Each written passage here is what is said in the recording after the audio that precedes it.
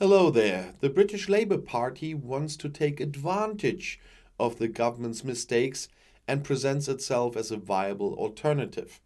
The poll numbers are good, but somehow are of no use to Labour at the moment. But the excitement is still ringing in people's ears. They at the Great Hall in the Liverpool Docks in the conference centre were quite loud when Starmer appeared recently, and a lot was going on there in kind of celebration. And there was much clapping during the Labour Party leader's speech at the climax of this year's party conference. There were 10 standing ovations for party leader Keir Starmer, for example. The delegates were once again enjoying their party, also their leader, and the prospect of being able to rule again soon. As a precaution, Starmer's warm-up act, a local council leader from Southampton in southern England, who had recently been washed up to the set post by Labour's upswing in the relatively successful regional elections, had already announced that that Starmer will be next Prime Minister, not her. The spirit of optimism in the jam-packed hall was palpable.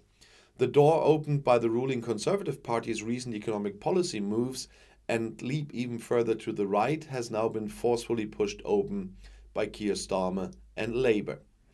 As if there hadn't been enough going on in the kingdom lately, Scotland pushing for independence, Brexit, a less than convincing record in dealing with the corona pandemic, also a decline in political morale, the impeachment of the Prime Minister who was celebrating in lockdown.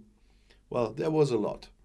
Now, however, the new government under Johnson's successor Liz Truss has resorted to means that are very controversial among experts to boost the economy, which has been sluggish for a long time. Now they want massive tax breaks on credit. The conservative ideology behind it is that the free market will fix it. But the financial markets are doing it their own way and are letting the British pound plummet for the time being. And the outcome, who knows? The fear is that the measures will push up the already high inflation rate further and that the Bank of England will raise interest rates to counteract this. And there, two teams of horses pull in completely different directions.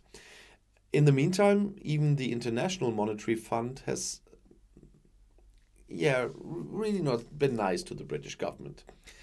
It's easy for the opposition party to brand the whole thing as casino policy and to emphasize that the tax cuts will primarily benefit the richest 1% of the population, while the rest of the country groans from the skyrocketing energy prices and cost of living, and this is even more serious than in most other European countries.